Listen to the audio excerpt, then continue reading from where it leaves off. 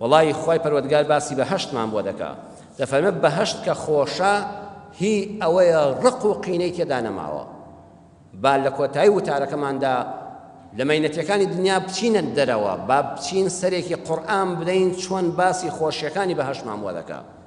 لە سوورەتی الحجر ئاەتی 45 بۆ 48 تا دەفەرمێ إن المتقين في جنات وعيون بەڕاستی ئەو کەسانەی کەوا متقین تێگڕای جمهوری ئەهلی سنەت و جەماعەت لەسەر ئەوان متقی هەر کەسێک لەم دنیاەدا هاوبەشی بۆ ئەڵڵا بڕیار نەدابێ داوای لە غەیری خوا نەکردبێ بۆ شیفا بۆ ڕزق و ڕۆزی بۆ منداڵ بۆ عیزەت بۆ هەر شتێک بێ بەس وتوێتی یا ئەڵڵا فەقەت یا ئەڵڵا بەدەمیا هاتووە هەر کەسێک یەکتاپەرست بێ مشریک نەبێ ملحید نەبێ بە کوفر ڕازی نەبێ لەسەر ڕێبازی پێغەمبەر صلی الله علیه وسلم بەردەوام بێت تا دەیخەنە قەبرەکەوە ئەو کەسە في جنات وعيون پاداشتی لای خوا ئەوەیە خوا دەیخاتە بەهەشتەوە صفاتی بەهەشت ئەم شتانەی تێدایە لە بەهەشتە پڕە لە باخ و باخاتی هەمەجۆر یەک پارچە بەهەشت سەوزاییە لە هەموو شوێنێک کانی و ئاو و فوارەی ئاو و تافگەی ئاو دەبینی لە بەهەشتە ادخلوها بسلام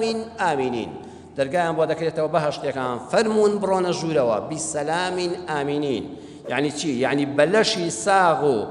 بە ژیانێکی بێ ئاژاوەوە ئەم قورئانە چەند وردە دەڵێت با هەوڵ دەن دنیاشتان وابێ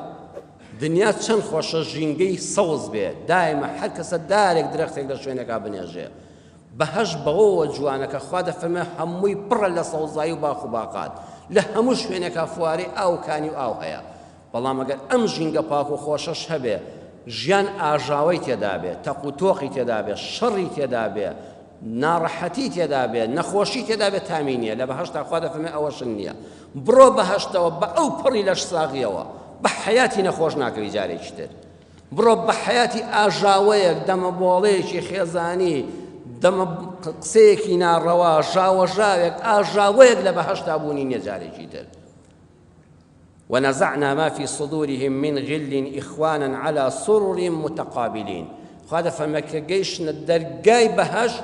خواي پروردگار نهاله بسنا أو ديوه همو أهلي بهش نزع واتراشيشان چون بدرزيك شما و جراعتك لشوين هذا بيني دكتورك چون بدرزيك السحبي دكا وراي دكا نزعي دكا دي هنا تدلوا هل همو آمرك لسل ظلمان ددري أوي لمس سنقدايا من غل للرق وقين وحسودي والرق لا يقبون بخيلي بيقبردن ودوزماني وفتنه وشار نويستني يكتر خوا هرهم ويدردش يشي يكز لبهش تارقي لبشريك خوانية هرقك لدنيا دا هدبو بيه برامبر بهر كسيك كسويت أودي ودرقاي بهشتا ولا بيرت شوتوا كوتاي في هذا ونزعنا ما في صدورهم من غل خوا فما هموي ما لسنجان دارينا إخوانا أمجد بنبرا يعني هر کەسێ بەڕاستی بێوێ برای ڕاستەقینەت بێ ئەبێت دڵی بەرامبەرت پاک بێت حتا سینە پاک نەبەوە خوانێ فەرمووی خوانن ئەمجا بوونە برای ڕاستەقینەی یەکتر على سرر متقابلین لەسەر قەنەفەی بەهەشت دانیشتون بەرامبەر بە یەکتر و قسە دەکەن ڕوویان لە یەکترە لا يمسهم فيها نصب وما هم منها بمخرجين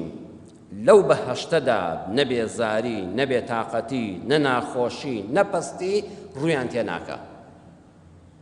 وما هم منها بمخرجين قد يجلى بهش ناكرين دروا قد أو خوشي جاري شي تر برزان كوتاي بينايا أو خوشي بهشتا